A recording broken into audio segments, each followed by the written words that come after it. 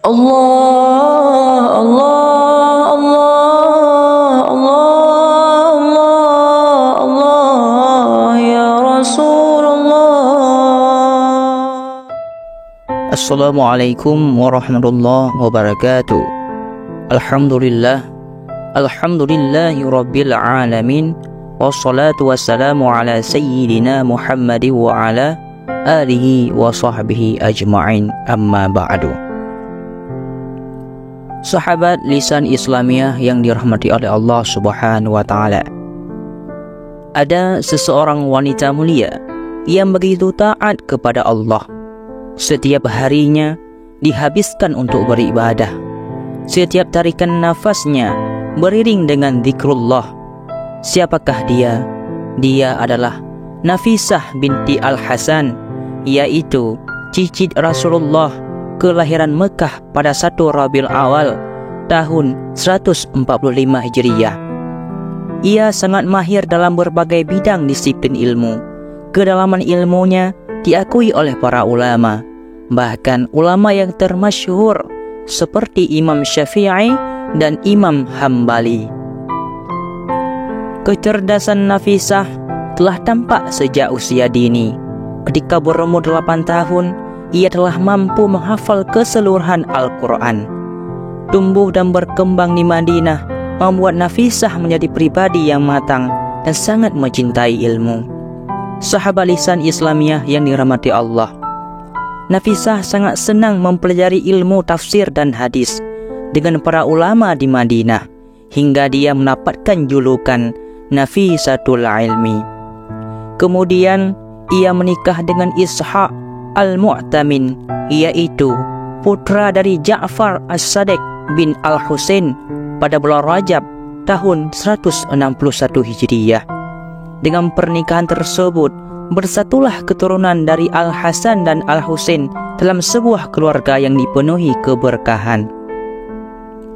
Nafisah selalu meletakkan akhirat di hatinya dan menjadi tujuan utamanya. Kebanyakan waktunya dihabiskan di Masjid Nabawi untuk beribadah. Zainab, keponakan yang selalu membantu Nafisah, berkata, "Aku tak pernah melihatnya tidur pada malam hari dan tak pernah tak melihatnya puasa, kecuali hari Id dan Tasyrik." Sampai aku bertanya kepadanya, "Apa kau tidak mengasihani dirimu sendiri?" Kemudian Nafisah menjawab, "Bagaimana aku mampu mengasihani diriku, padahal di depanku ada jurang yang bisa melewatinya, kecuali hanyalah orang-orang yang beruntung." Sahabat Lisan Islamiyah yang dirahmati Allah, kemudian pada 26 Ramadan tahun 195 Hijriah, wanita mulia yang memiliki nama lengkap Nafisah binti Al-Hasan bin Zaid bin Al-Hasan bin Ali bin Abi Thalib, dia pindah ke Kairo, yaitu di Mesir. Kedatangan Nafisah di Mesir disambut dengan sukacita. Penduduk kota Kairo berbondong-bondong menuntut ilmu kepadanya, bahkan hampir membuatnya sulit untuk melakukan ibadah seperti yang biasa ia lakukan. Nafisah merasa tidak nyaman dengan banyaknya orang-orang yang terus berdatangan, sehingga membuatnya teralihkan dari zikir-zikir dan persiapan untuk bekal akhiratnya, sehingga membuat ia ingin kembali ke Madinah. Saat penduduk kota Kairo tahu akan berita itu, mereka beramai-ramai mencegat kendaraan Nafisah agar tidak keluar dari kota.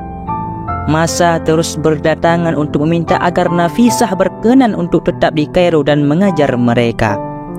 Sahabat Lisan Islamiyah yang dirahmati Allah, kejadian ini membuat pemimpin kota Kairo, yaitu As-Sari bin Al-Hakam bin Yusuf, untuk turun tangan.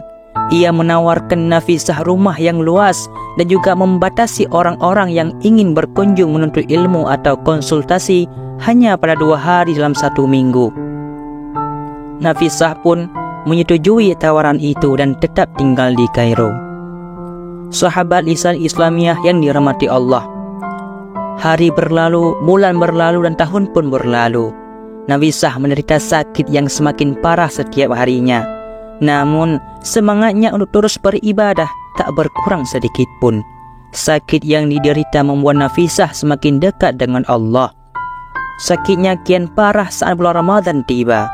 Doktor yang memeriksanya menganjurkan untuk berbuka puasa, namun ia menolaknya.